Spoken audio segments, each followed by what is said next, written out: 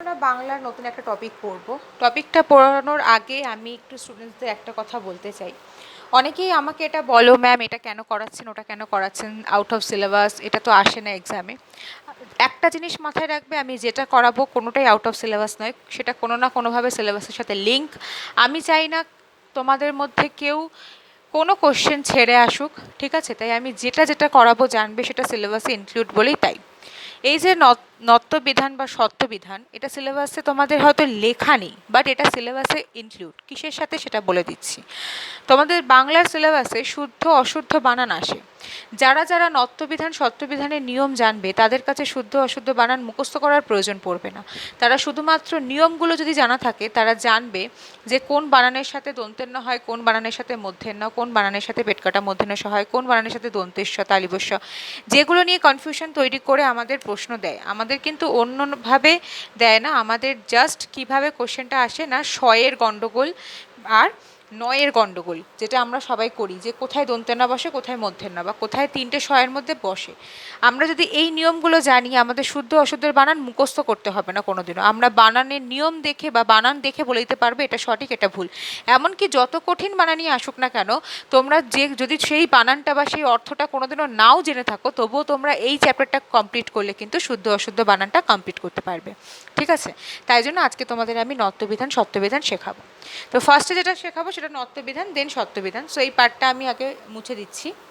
নত্যবিধানের ব্যাপারে আমি বলবো, বেশি বোর্ডে লিখবো না, তার কারণ নোটস তোমাদের একটা আলাদা করে প্রোভাইড করে দেবো পিডিএফ, সেখানে সবটাই লেখা থাকবে কোনটা কাকে বলে কী ব্যাপার। আলাদা করে বলে সময় নষ্ট করব না, শুধু এইটুকু বলে রাখি, নত্যবিধান মানে হচ্ছে যে রীতি অনুসারে আমরা বাংলা ভাষায় ব্যবহৃত তৎসম বা সংস্কৃত শব্দের বানানে দন্তের নয়ের জায়গায় মূর্ধন্য ব্যবহার করে থাকি, ঠিক আছে? যেখানে আমরা দন্তের নর জায়গায় মূর্ধন্য ব্যবহার করি সেটা হচ্ছে কোন ভাষা? তৎসম বা সংস্কৃতে। মাথায় রাখবে, বাংলা ভাষায় যেটা প্রপার বাংলা ভাষা, যদি প্রশ্নে কখনো আসে জানবে, প্রপার বাংলা ভাষায় মধ্যের নর কোনো স্থান নেই। প্রপার বাংলা ভাষায় যদি যে বানানগুলো, সেখানে সবসময় দন্তের ন দিয়েই বানান হয়। কিন্তু যেই বানানগুলো ধরো আমাদের তৎসম শব্দ বা সংস্কৃত শব্দ থেকে এসছে, সেইগুলোতেই একমাত্র মধ্যের ন ব্যবহার হয়। তাহলে আমাদের একটা জিনিস মাথায় রাখতে হবে যে তৎসম শব্দটাও আমরা আজকে শিখতে পারবো, যে কোন কোন শব্দগুলো তৎসম শব্দ, যেগুলোতে মধ্যের ন ব্যবহার হয়, ঠিক আছে? এবং কোন কোন শব্দগুলো বাংলা শব্দ না, যেগুলোতে দন্তের ন ব্যবহার হয়, বা আরও যেগুলো ধরো ইংরাজি কোনো শব্দ থাকতে পারে। সাপোজ ধরো প্ল্যান, প্ল্যান বানানের মধ্যে কোনটা সঠিক? তো দন্তের ন হবে, মধ্যের ন হবে না। কখনোই ইংলিশ মানে কোনো বিদেশি ভাষা, কোনো দেশি ভাষা, বাংলা ভাষা, এগুলোতে কখনোই কোনোদিনও মধ্যের ন ব্যবহার হয় না। মধ্যের ন ব্যবহার হয় শুধু তৎসম শব্দে। তাহলে মধ্যের ন দেখে আমরা তৎসম শব্দ আইডেন্টিফাই করতে পারবো, আবার মধ্যের ন দেখে আমরা কি করতে পারবো? বাংলার বানানও ঠিক করতে পারবো।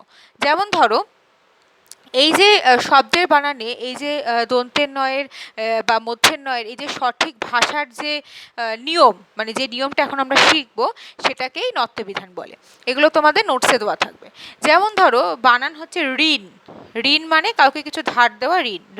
ঋ মধ্যের ন, ঋণে মধ্যের ন হয়, দ্যাট মিনস এটা কী শব্দ হয়ে গেল? তৎসম শব্দ হয়ে গেল, তাই তো? এটা কিন্তু তাহলে আমাদের বাংলা ভাষার মধ্যে বা দেশি বিদেশি ভাষার মধ্যে পড়বে না।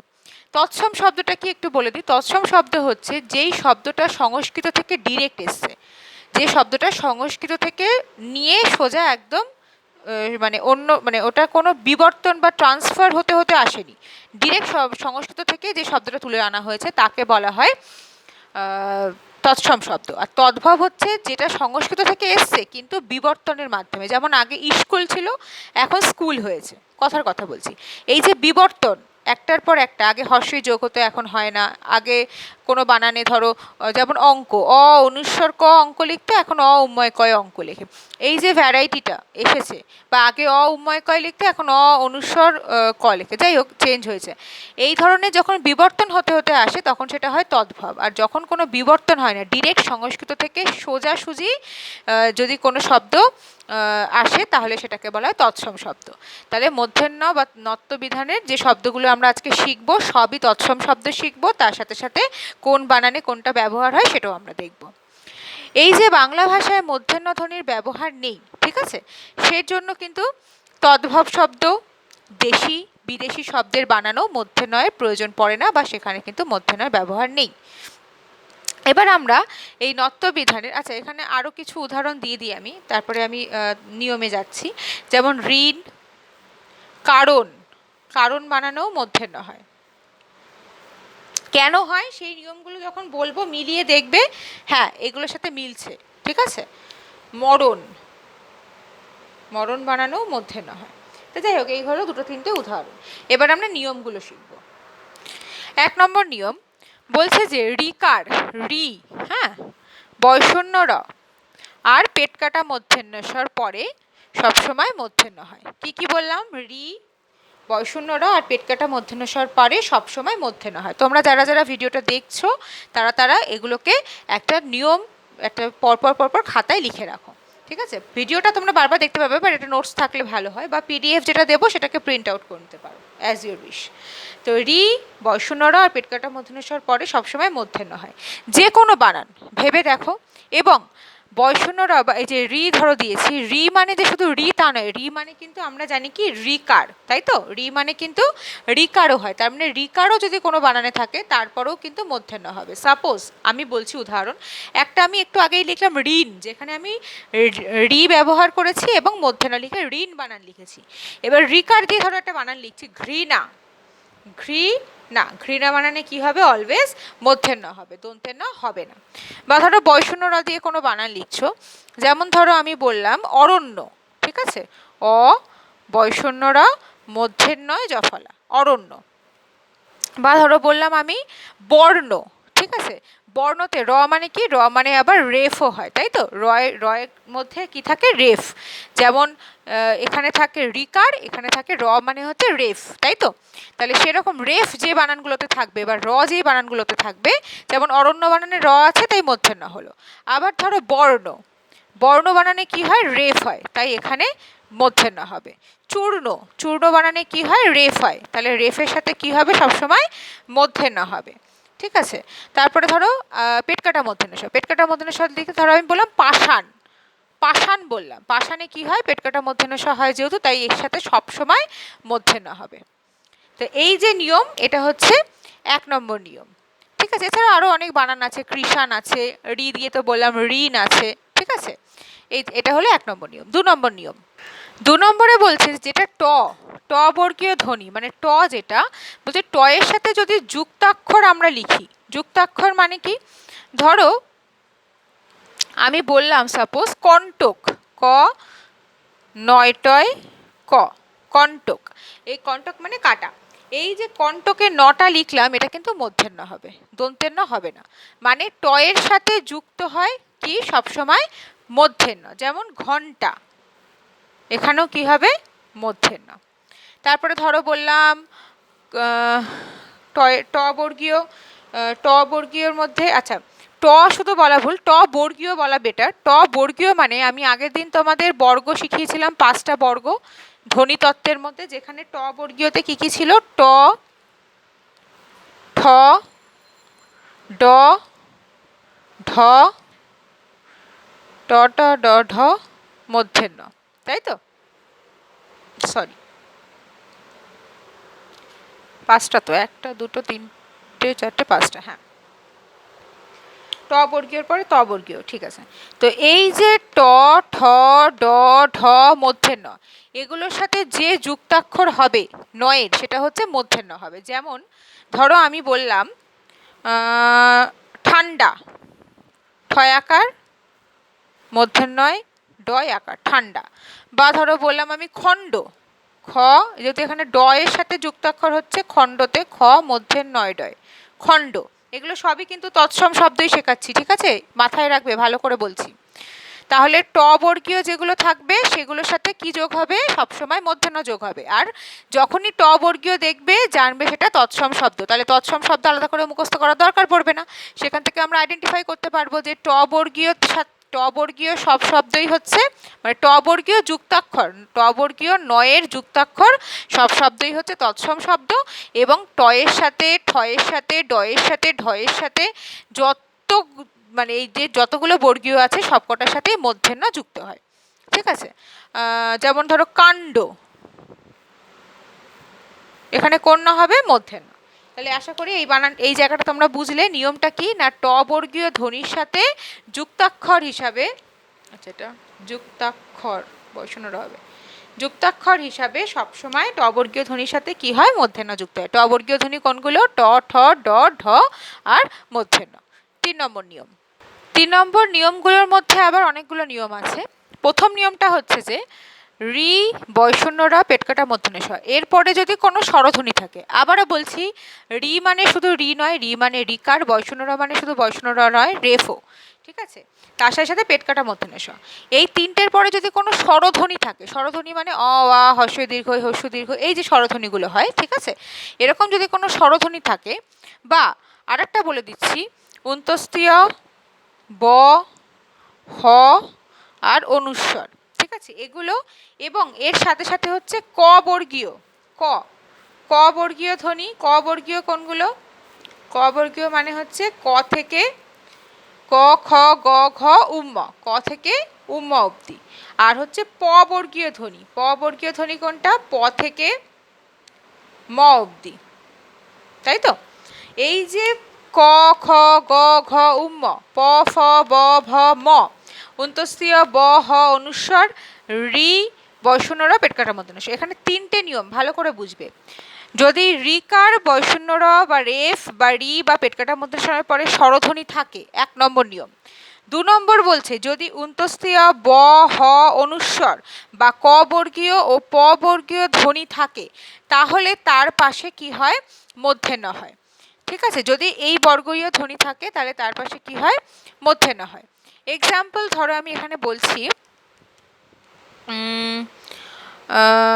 একটা রিকার রি দিয়ে তো বললাম, স্বরধ্বনি দিয়ে যদি বলি, ধরো বলছে হরিণ, হ বৈষণ্যরয় হস্যি মূর্ধন্য, হরিণ।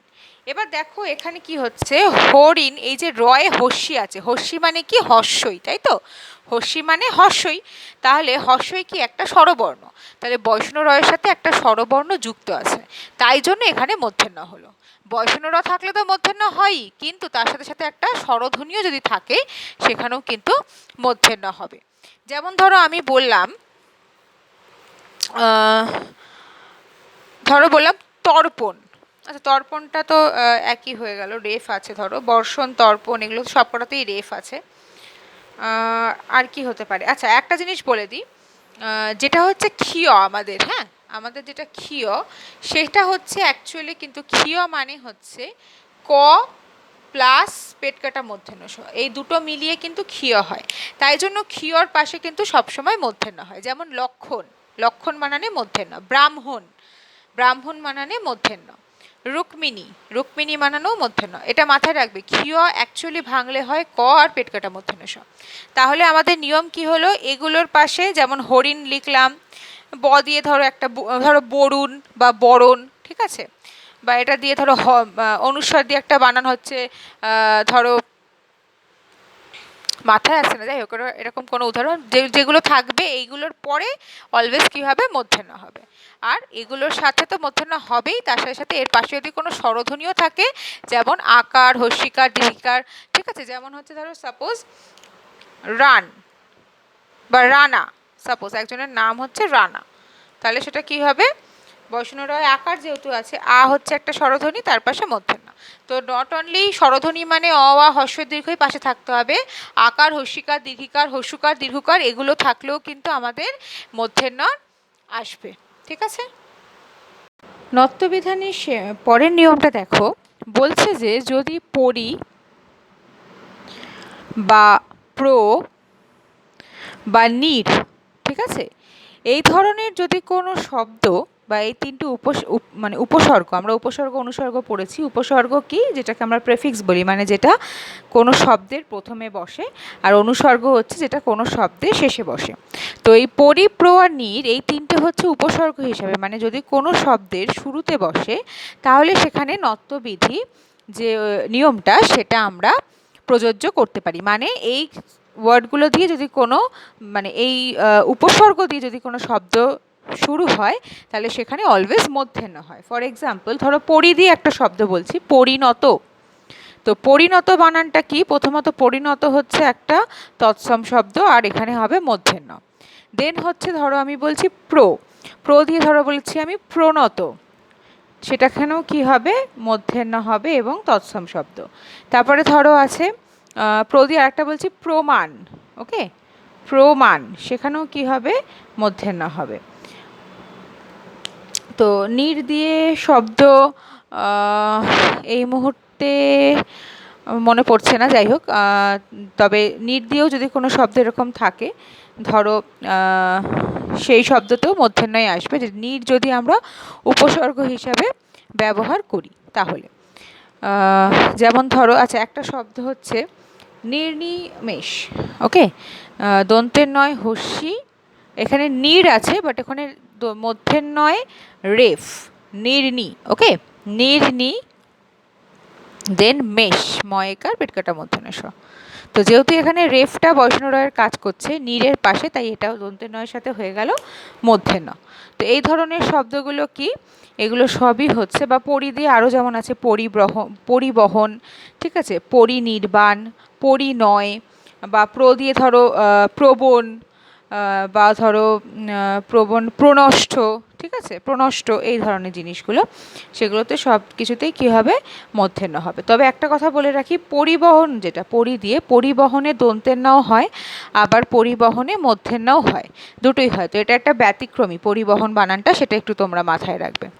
নেক্সট নিয়ম দেখো, নেক্সট বলছে উত্তর, পর, পার, রবীন্দ্র, চন্দ্র, নাড়, এগুলোর পরে যদি আয়ন প্রত্যয় বসে, আয়ন প্রত্যয় হিসাবে বসে, যেমন ধরো আমি বললাম এখানে আছে উত্তর প্লাস আয়ন, কি হয়ে যাবে?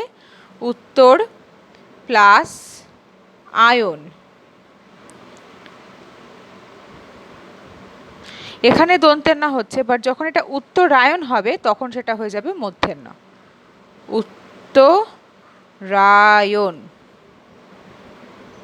তখন সেটা হয়ে যাবে কি? মূর্ধন্য। তাহলে আমাদের এটা কি হলো? যখন এই রকম ধরনের ওয়ার্ডগুলোর পরে প্রত্যয় হিসাবে আয়ন কথাটা যুক্ত হবে তখন সেখানে মূর্ধন্য, যেমন নারায়ণ, ঠিক আছে, পর দিয়ে ধরো পরায়ণ, পার দিয়ে হচ্ছে, পার দিয়ে কী হয়, যাই হোক, আচ্ছা, এটা দিয়ে বলি রবীন্দ্রায়ণ, চন্দ্রায়ণ, ওকে। তো এই ধরনের যে শব্দগুলো, সেগুলো সবই হচ্ছে আমাদের, মানে তার সাথে আয়ন যখন যুক্ত হবে তখন সেটা হয়ে যাবে আমাদের, মানে আয়নের লাস্টের নটা হয়ে যাবে মূর্ধন্য। এটাও কিন্তু একটা নিয়ম, এবং এই ধরনের সব কটাই হচ্ছে তৎসম শব্দ। আচ্ছা, এবার আমরা জানবো যে কোথায় কোথায় মানে মূর্ধন্য বসে না, কোন কোন শব্দে নত্ব বিধানের নিয়ম প্রযোজ্য হয় না। 1 নম্বর হচ্ছে যেখানে নিয়ম প্রযোজ্য হয় না সেটা হচ্ছে সমাসবদ্ধ পদ, মানে হচ্ছে যে সমস্ত শব্দের সমাস হয়। সাপোজ ধরো আমি বলছি ত্রিনয়ন, ঠিক আছে, 3টে নয়ন যার, ত্রিনয়ন, এখানে দুটোই দন্তের ন হবে, মূর্ধন্য হবে না। কেন না? ত্রিনয়ন শব্দটা হচ্ছে একটা সমাসবদ্ধ পদ, যেই সমস্ত শব্দের সমাস হয় তা সেখানে কখনো মূর্ধন্য বসে না, বা সেখানে নত্ব বিধান প্রযোজ্য হয় না। এছাড়াও আরও যদি এক্সাম্পল বলি, যেমন ধরো সর্বনাম, সর্বনামের সমাস হয় দুর্নীতি, দুর্নাম, দুর্নিবার, পরনিন্দা, ঠিক আছে, অগ্রনায়ক, এই ধরনের সব শব্দেরই সমাস হয়। তো সমাসবদ্ধ যে শব্দগুলো, ঠিক আছে, সেগুলোতে কখনোই আমাদের মূর্ধন্য হবে না, অলওয়েজ দন্তের ন হবে। 2 নম্বর হচ্ছে আর কোথায় হয় না, ত বর্গীয়, মানে তয়ের সাথে, বা ত বর্গীয় যেটা, ত বর্গীয় কোনগুলো? ত, থ, দ, ধ, দন্তের ন, এইগুলোতে কখনোই মূর্ধন্য হতে পারে না। যেমন ধরো আমি বলছি দন্ত, তয় নয়, সেখানে তয়ের সাথে ন যেটা, সেটা দন্তের নয় হবে, ঠিক আছে। বা ধরো থয় নয়, কোনো ওয়ার্ড বলছি এটাতে থয় নয় আছে, যেমন গ্রন্থ, নয় থয় হয় গ্রন্থ, সেখানে দন্তের ন হবে। তারপরে দন্ত, তারপরে হচ্ছে, বা দ দিয়ে যদি বলি, ধরো আমি বললাম নন্দ, মানে দন্তের ন, দন্তের নয় তয়, নন্দ, এই, বা ধ দিয়ে ধরো আমি, মানে ধয় নয় হয়, এরকম কোনো ইয়ে। তো এই ধরনের যেগুলোতে যুক্তাক্ষর হয়, মানে ত বর্গীয় এইগুলো দিয়ে যখন যুক্তাক্ষর হয়, যেমন আমি বললাম অন্ত, অ দন্তের নয়তয়, কখনোই মধ্যের নয়তয় হবে না। বা হয়তো বললাম গ্রন্থ, গ দন্তের নয়তয়, গ্রন্থ, দন্তের ন, সব সময় দন্তের ন হবে। হয়তো আমি বললাম ক্রন্দন, ক্রন্দন, নয় দয় দন্তের ন, ক্রন্দন, এখানে দয়ের সাথে কি হবে, দন্তের ন হবে। তাহলে মাথায় রাখতে হবে যে ত বর্গীয় যে শব্দগুলো আছে, যেমন ত থ দ ধ দন্তের ন দিয়ে যে শব্দগুলো আছে, সেগুলোর সাথে কোনোদিনই মধ্যের ন আসবে না। আর আর কোথায় মধ্যাহ্ন বসবে না, একদম শুরুতে বলেছিলাম আমি যে বাংলা দেশি শব্দ, তদ্ভব শব্দ ও বিদেশি শব্দের পাশে কখনো মূর্ধন্য বসে না। তাহলে কোথায় বসে না আর কোথায় কোথায় বসে নিয়ম শেখালাম। আশা করি তোমাদের শুদ্ধ অশুদ্ধ বানানোও এটা কাজে লাগবে, এবং তোমাদের কোনটা তৎসম শব্দ সেটা আইডেন্টিফাই করতেও তোমাদের এগুলো নিয়মগুলো কাজে লাগবে। ঠিক আছে, এরপর আমরা আসছি সত্যবিধানে। সত্যবিধান কাকে বলে, একদম নত্যবিধানের মতোই। নত্যবিধানে যেখানে মধ্যের্নয়ের ব্যবহার হয় তাকে নত্যবিধান বলে। একইভাবে সত্যবিধান হচ্ছে যে শব্দে আমরা পেট কাটা মূর্ধন্যস্বয়ের ব্যবহার করি তাকে বলা হয় সত্যবিধান। এবং এই সত্যবিধানে মানে বাংলা ভাষার, মানে বাংলা যে অ্যাকচুয়াল বাংলা ভাষা, সেখানে সত্যবিধান নিয়ম নেই, নত্যবিধানেরও নিয়ম নেই। এটাও সেম একইভাবে সংস্কৃত ভাষা থেকে, মানে শুধু তৎসম শব্দ যেটা, একমাত্র তৎসম শব্দেই পেট কাটা মূর্ধন্যস্বয়ের ব্যবহার আছে। তাহলে তৎসম শব্দ আইডেন্টিফাই করার আর একটা নিয়মও আজকে আমরা জানবো। একটা মধ্যের্নটা জানলাম, একটা আমরা পেট কাটা মূর্ধন্যস্বরটা জানবো, যে পেট কাটা মূর্ধন্যস্বর যে যে বানানগুলোতে থাকবে সেগুলো সব তৎসম শব্দ, এবং সেগুলো কোন কোন বানানে থাকবে সেটা আজকে আমরা জানবো। এছাড়াও বলে রাখি, দেশি, তদ্ভব, বিদেশি শব্দের বানানে পেট কাটা মূর্ধন্যস্বর হয় না। ঠিক আছে, তো আমরা ফার্স্ট নিয়ম শুরু করি। সত্যবিধানের যেটা নিয়ম সেটা হচ্ছে রি, রিকার, মানে রি দিয়ে বা রিকার যেটা, এর পরে সবসময় পেট কাটা মূর্ধন্যস্বর হয়। যেমন আমি ধরো বললাম ঋষি, ঋষি বানানে কি হয়, পেট কাটা মূর্ধন্যস্বর। কোনোদিনই রি বা রিকারের পরে তালিবস্ব বা দন্তেস্ব বসবে না।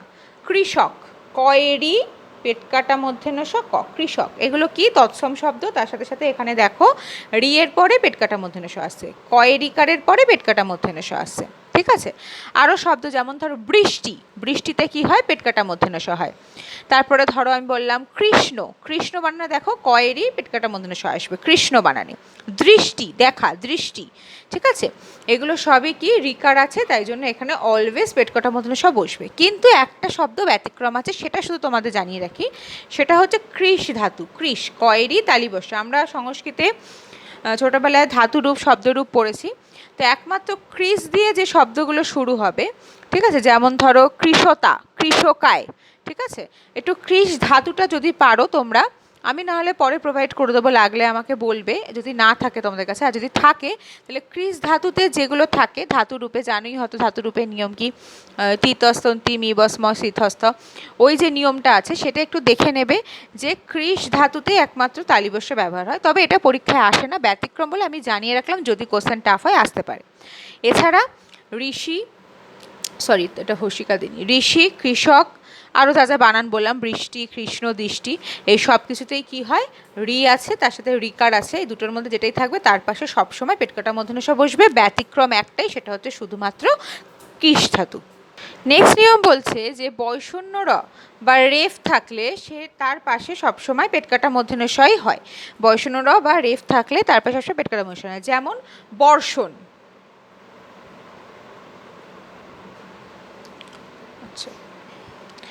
ঘর্ষণ, তারপরে ধরো বর্ষা, আকর্ষণ, বর্ষ বা মানে যেটাকে বছর বলি, বর্ষ বা বর্ষাকাল, মুমূর্ষ। ঠিক আছে, ময় হস্যু, ময় দীর্ঘ, পেট কাটা মূর্ধন্য শয় রেফ হস্যু, মুমূর্ষু। তারপরে ধরো বার্ষিক, সপ্তর্ষি, দেখো যত বানানে রেফ আছে বা রয়ের উচ্চারণ হচ্ছে সেখানে তার পাশে অলওয়েজ কি হচ্ছে, পেট কাটা মূর্ধন্যস্বই হচ্ছে। তাহলে আমরা আরেকটা নিয়ম শিখলাম, যে রিকার, মানে রি বা রিকার বা বয়শূন্য র বা রেফ, তার পাশে সবসময় পেট কাটা মূর্ধন্যস্বই হয়। 3 নম্বর নিয়ম বলছে যদি বয়শূন্য র ধ্বনির পরে, ঠিক আছে, অ বা আ এই দুটোকে বাদ দিয়ে, অ বা আকে বাদ দিয়ে বাকি যে স্বরধ্বনিগুলো আছে, যেমন হচ্ছে হর্ষই, দীর্ঘই, হস্যু, দীর্ঘ, রি লি তো এখন ব্যবহার করা হয় না, যাই হোক রি লি, তারপরে এ, ওই, ও আর ও। এই যে এতগুলো স্বরধ্বনি আছে, অ আকে বাদ দিয়ে, তাই অটা মুছে দিচ্ছি আমি। বয়সন রয়ের পরে যদি এই স্বরধ্বনিগুলো থাকে, স্বরধ্বনি কি শুধু স্বরধ্বনি আকারে? না, হস্যি মানে হস্যিকার, দীর্ঘি মানে দীর্ঘিকার, হস্যুকার, দীর্ঘকার, একার, ঐকার, ওকার এবং ঔকার, এইগুলোও যদি থাকে, নট অনলি লেটার, তার সাথে সাথে যদি কার, কার যেটা মানে স্বরবর্ণের সাথে স্বরবর্ণের সংক্ষিপ্ত রূপকে বলা হয় কার। এটা আমি আগেও তোমাদের পড়িয়েছি। স্বরবর্ণের সংক্ষিপ্ত রূপকে বলা হয় কার, ব্যঞ্জন বর্ণের সংক্ষিপ্ত রূপকে বলা হয় ফলা, যেমন রফলা, জফলা। তো যদি বৈষণ্য রয়ের পরে এই স্বরধ্বনিগুলো বা এই চিহ্নগুলো থাকে, তাহলে সেখানে পেটকাটা মূর্ধন্য ষ হয়। ফর এক্সাম্পল ধরো আমি বলছি পরিষ্কার, পরিষ্কার, পেটকাটা মূর্ধন্য ষয় কয় আকার বয়সন্য র, পরিষ্কার। ঠিক আছে, এখানে দেখো বৈষ্ণব রয়ের সাথে কি আছে? হস্যি আছে, তাই জন্য দেখো পরিষ্কার বানানে পেটকাটা মূর্ধন্য ষ হলো। আর একটা বানান দেখো, পুরস্কার, পয় হস্যু বৈষ্ণব র, বৈষ্ণব রয়ের সাথে পুরস্কার বানানে হস্যি দীর্ঘি হস্যু দীর্ঘ কিচ্ছু নেই, পুরস্কার, তাই এখানে কি হয়ে গেল? দন্তের স হয়ে গেল, দন্তের শয় কয় আকার বয়সনরা। তাহলে পার্থক্যটা বুঝতে পারছো? যেহেতু এখানে বয়সন রয়ের সাথে হস্যি আছে, মানে হর্ষই আছে, হর্ষই বর্ণ বা হস্যিকার আছে, তাই এখানে পেটকাটা মূর্ধন্য ষ হলো। আর যেহেতু পুরস্কার বানানে র একা, রয়ের সাথে কোনো হস্যি দীর্ঘি বা হর্ষই দীর্ঘই হস্যু এদের মধ্যে কেউ নেই, তাই দেখো এখানে দন্তের শয় কয় আকার হলো। তাহলে আমরা কিভাবে বানান চিনব? না, যেখানে রয়ের সাথে এরকম স্বরবর্ণ যুক্ত থাকবে সেখানে অলওয়েজ পেটকাটা মূর্ধন্য ষ, তাহলে বানান আইডেন্টিফাই করতে আমাদের আর সমস্যা হবে না। এবং তৎসম শব্দ এটা, এটা কিন্তু তৎসম শব্দ নয়, এটা আইডেন্টিফাই করতেও প্রবলেম হবে না। বৈষ্ণব রয় ছাড়াও এই নিয়মটা আর একটা জিনিসের সাথে জেনে রাখো, ক আর ব এদের সাথে যদি এরকম হস্যিকার দীর্ঘিকার এগুলো যুক্ত হয়, তাহলে সেখানে পেটকাটা মূর্ধন্য ষ হয়। যেমন আমি ধরো বলছি ভবিষ্যৎ, ভো বি বয় হস্যি, ভবিষ্যৎ। ঠিক আছে, এখানে কি হচ্ছে দেখো, বয় হস্যিকার আছে, তাই এখানে পেটকাটা মূর্ধন্য ষ হয়েছে। কিন্তু শুধু কি বয় হস্যিকার আছে বলে পেটকাটা মূর্ধন্য ষ হয়েছে? না, সেটা কিন্তু নয় যে বয় হস্যিকার হলে পেটকাটা মূর্ধন্য ষ হবে। এই যে বটা দেখছো, এটা প্রত্যয় হিসাবে ব্যবহার হবে। যেমন ধরো ভবিষ্যৎ, যেমন আবার ভবিতব্য, ভবিটার সাথে কি হচ্ছে? একটা প্রত্যয় যুক্ত হচ্ছে। যখন এরকম কোনো ব জাতীয় এরকম কোনো শব্দের সাথে, মানে ভবি, তবি, সাপোজ এরকম বলছি, ঠিক আছে, কবি, এগুলোর সাথে যখন কোনো এরকম মানে প্রত্যয় হিসাবে কিছু যুক্ত হবে, স জাতীয় কিছু, তখনই একমাত্র পেটকাটা মূর্ধন্য ষ হবে। কিন্তু ধরো নর্মালি আমি ধরো লিখলাম ২০, বয় হস্যি তালিবস্য, ২০ মানে ২০, আবার বয় হস্যি পেটকাটা মূর্ধন্য ষ, ২০ মানে হচ্ছে যে ২০ খাই।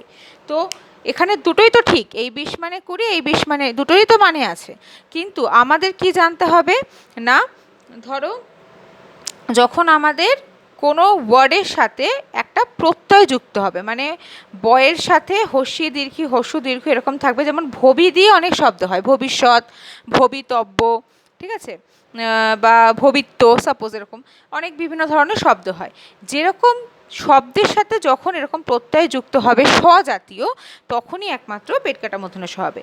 আবার কয়ের সাথেও সেম, কয়ের সাথে কি, কয়ের সাথে কোনো প্রত্যয় থাকলেও হবে, আবার এমনিও হয়। যেমন ধরো আমি বললাম আগেই একটা তোমাদের দিয়ে দিয়েছিলাম, যেমন কৃষক, ঠিক আছে, রিকার যুক্ত হয়েছিল, ঠিক আছে, বা কিস বলি, বা হয়তো চিকিৎসা, ঠিক আছে, পেটকাটা মূর্ধন্য ষ হয় চিকিৎসাতেও। তারপরে হয়তো বললাম চিত্তাকর্ষ, ঠিক আছে, চিত্তাকর্ষ হয়। তো এরকমভাবে যখন কর্ষ, ঠিক আছে, বা এই মানে এরকম টাইপের যখন ইয়ে হচ্ছে, বা চিত্তাকর্ষতে দেখো কর্ষ, কর্ষর এই যে ক অ উচ্চারণ হচ্ছে না, কর্ষ, সেই জন্যেই কিন্তু পেটকাটা মূর্ধন্য ষটা আসছে। তাহলে যখন কয়ের সাথে বয়ের সাথে এরকম হস্যু দীর্ঘ থাকবে, এবং কয়ের সাথে থাকলে নর্মালি পেটকাটা মূর্ধন্য ষ হবে, কিন্তু বয়ের সাথে থাকলে কি হবে না, সেটা প্রত্যয় হিসাবে ব্যবহার হতে হবে, তবেই একমাত্র সেখানে পেটকাটা মূর্ধন্য ষ হবে। নেক্সট দেখো, প্রতি, অনু, বি, অভিষু, এগুলো যখন উপসর্গ হিসাবে ব্যবহার হবে, তখন সেখানে পেটকাটা মূর্ধন্য ষ হবে। যেমন ধরো প্রতিষ্ঠান, পেটকাটা মূর্ধন্য ষয় ঠায় আকার দন্ত ন, প্রতিষ্ঠান, অনুষ্ঠান, ঠিক ঠিক আছে, বা ধরো আমি বললাম বি দিয়ে হয়তো বললাম বিষম, ঠিক আছে। একটা জিনিস বলে রাখি, এগুলোর আর একটা নিয়ম আছে। এখানে ধরো আমি বললাম যে প্রতিষ্ঠান, আবার ধরো প্রতিস্থান, স্থান বললে দন্তের শয় থয় আকার হবে, প্রতিস্থান, ঠিক আছে। কিন্তু ধরো আমি বলছি প্রতিষ্ঠান, প্রতিষ্ঠান দন্তে শয় ঠয় আকার, সরি পেট কাটা মূর্ধন্য শয় ঠয় আকার দন্তে না, এক্ষেত্রে পেট কাটা মূর্ধন্য সহজ। তার মানে একটা জিনিস তোমাদের বলে রাখি যে সমস্ত জায়গায় অনুসর্গ হিসাবে কিন্তু এটা হয় না, এদের ব্যতিক্রম আছে। আমি এই নিয়মটা বলতে চাইছিলাম না, বাট আমার কোথাটা মনে হলো যে জাস্ট জানিয়ে রাখা এইটুকুনি জন্যই, যে বেশিরভাগ ক্ষেত্রে পেট কাটা মূর্ধন্য ষ বসে, কিন্তু সব সময় বসে না। উদাহরণ কয়েকটা আমি দিয়েছি, যেমন ধরো অভিষেক, অভিষেকে পেট কাটা মূর্ধন্য ষ হয়। অনুষ্ঠান, প্রতিষ্ঠান, বিষম, সু দিয়ে বললাম হয়তো সুষুপ্ত বা সুরঙ্গ, ঠিক আছে, বা ধরো সুষমা, এই ধরনের শব্দগুলোতে পেট কাটা মূর্ধন্য ষ হয়। তো বেশিরভাগের ক্ষেত্রেই পেট কাটা মূর্ধন্য ষ হয়, খুব কম ব্যতিক্রম আছে যেখানে দন্তের স হয়। এবং এই যে ব্যতিক্রমগুলো, সেটা যখন আমি সত্যবিধান কোথায় ব্যবহার হয় না সেটা বলবো, তখনই তোমরা ব্যতিক্রমটা মাথায় ঢুকে যাবে যে এই ক্ষেত্রে এগুলোর সাথে ব্যতিক্রম হতে পারে। নেক্সট নিয়ম বলছে ট বর্গীয়, মানে ট ঠ ড ঢ মূর্ধন্য, এগুলোর সাথে সবসময় পেট কাটা মূর্ধন্য ষ হয়। যেমন আমি ধরো বললাম অনিষ্ট, অনিষ্ট করছে জিনিস, তাই তো। তো এই যে অনিষ্ট মানে নি আর পেট কাটা মূর্ধন্য শয় টয়, নিষ্ঠ, টয়ের সাথে সবসময় মূর্ধন্য হয়, আর টয়ের সাথে সবসময় পেট কাটা মূর্ধন্য ষ হয়। নট অনলি ট, ধরো কষ্ট, ঠিক আছে, সরি কষ্ট বা কাষ্ঠ মানে কাঠ, কাষ্ঠ, ড দিয়ে ধরো আমি বললাম শয় ডয় দিয়ে কি হয়, যাই হোক ওরকম কোনো ওয়ার্ড থাকলে সেটা ড দিয়ে ঢ দিয়ে যুক্তাক্ষর হিসাবে বলছি, ঠিক আছে। তো ট বর্গীয় যত যুক্তাক্ষর আছে, যেমন বৈশিষ্ট্য, নষ্ট, চেষ্টা, অনুষ্ঠান, কনিষ্ঠ, প্রতিষ্ঠান, শ্রেষ্ঠ, সব কিছু বানানে কি হবে না টয়ের সাথে পেট কাটা মূর্ধন্য ষ, ঠয়ের সাথে, ডয়ের সাথে, নয়ের সাথে, শয়ের সাথে, সব কিছুর সাথে পেট কাটা মূর্ধন্য ষই হবে। কারণ নিয়মটা হচ্ছে যে ট বর্গীয় সব কিছুর সাথে সবসময় পেট কাটা মূর্ধন্য ষ হয়। এবার আমরা জানবো যে কোথায় কোথায় সত্যবিধান প্রযোজ্য হয় না। এই নিয়মগুলোতে দেখলাম কোথায় কোথায় পেট কাটা মূর্ধন্য ষ হয়। এবার আমরা জানবো কোথায় কোথায় পেট কাটা মূর্ধন্য ষ ব্যবহার হয় না। আরবি, ফার্সি, দেশি, বিদেশি, বিদেশি শব্দ বলতে এখানে মেনলি ইংলিশ শব্দের কথাই বলছি। এই শব্দগুলোতে কখনো পেট কাটা মূর্ধন্য ষ হয় না। যেমন পোস্ট, ঠিক আছে, পোস্ট মাস্টার, দুটোতেই কি হয় দন্তের স হয়। পয়কার দন্তের শয় টয় পোস্ট, আবার মাস্টার ময়কার দন্তের শয় টয় আকার বয়সনুরা। এখানে দেখো ট, কিন্তু আমি একটু আগে কী বললাম ট বর্গের সাথে সবসময় পেট কাটা মূর্ধন্য ষ হয়, এখানেও কিন্তু ট আছে, কিন্তু যেহেতু এই ভাষাটা ইংলিশ ভাষা, তৎসম শব্দ নয়, তাই জন্য এখানে ট থাকা সত্ত্বেও এখানে দন্তের শয় টয় লিখলাম। তাহলে আমাদের এটা মাথায় রাখতে হবে যে ইংরাজি শব্দের ক্ষেত্রে টয়ের সাথে দন্তের স, তালিবস্য সব হতে পারে, শুধু তৎসম শব্দের ক্ষেত্রে একমাত্র পেট কাটা মূর্ধন্য ষ হবে, ঠিক আছে। তাহলে তৎসম যত শব্দ আছে সব কিছুর সাথে টয়ের সাথে পেট কাটা মূর্ধন্য ষ হয়, শুধু আরবি, ফার্সি, দেশি আর বিদেশি ভাষা বাদ দিয়ে। পরে যখন আমি ভাষা পড়াবো তখন আইডেন্টিফাই করতে করতে তোমাদের চিনতে সুবিধা হবে। এখন নিয়মগুলো জেনে রাখো, ঠিক আছে। যেমন জিনিস, আমাদের দেশি শব্দ এটা, জিনিস, পোশাক দেশি শব্দ, এগুলোর সাথেও সবসময় তালিবস্য হয়, দন্তের স হয়। জিনিস বানানে দন্তের স, পোশাক বানানে তালিবস্য, এরকম। আর আরেকটা জিনিস, আরেকটা ধাতু আছে, যেরকম আমরা নতত্ত্বে পড়লাম ক্রিস ধাতু, সরি একটু আগে পড়লাম ক্রিস ধাতু শতত্ত্বে, একইভাবে শতত্ত্বের আরেকটা ধাতু আছে সংস্কৃতে, সেটা হচ্ছে সাত, দন্তের স আকার খণ্ডোত্তর, সাত, ঠিক আছে। এই সাত ধাতু, সাত মানে হচ্ছে ধরো অগ্নির সাত, ধূলির সাত, ঠিক আছে, ভূমির সাত মানে মিশিয়ে দেওয়া, কোনো কিছুকে ধ্বংস করে মিশিয়ে দেওয়া, ভূমির সাত করে দেওয়া একদম। তো এই সাত যে সংস্কৃত ধাতু আছে, এখানে সবসময় এই ধরনের শব্দ, যেমন ভূমির সাত, ধূলির সাত, অগ্নির সাত, এই ধরনের শব্দের সাথে যেহেতু সাত ওয়ার্ডটা অ্যাড হচ্ছে, সেখানে সবসময় কি হবে দন্তের স হবে, ওকে। সেখানে কখনোই কিন্তু ভূমির সাত মানে পেট কাটা মূর্ধন্য ষ হবে না। তো এই সাত ধাতু যদি কখনো প্রত্যয় হিসাবে যুক্ত হয় কোনো শব্দের সাথে, তখন সেটা জানবে দন্তের স দিয়েই হবে, সাত, ওকে। এইগুলো গেল আমাদের সত্যবিধান আর নত্যবিধানের নিয়ম। তো আশা করি তোমাদের কোনো বানান আইডেন্টিফাই করতে প্রবলেম হবে না। ভিডিওটা দেখে যদি কোথাও অসুবিধা হয় আমাকে জানাবে। Thank you.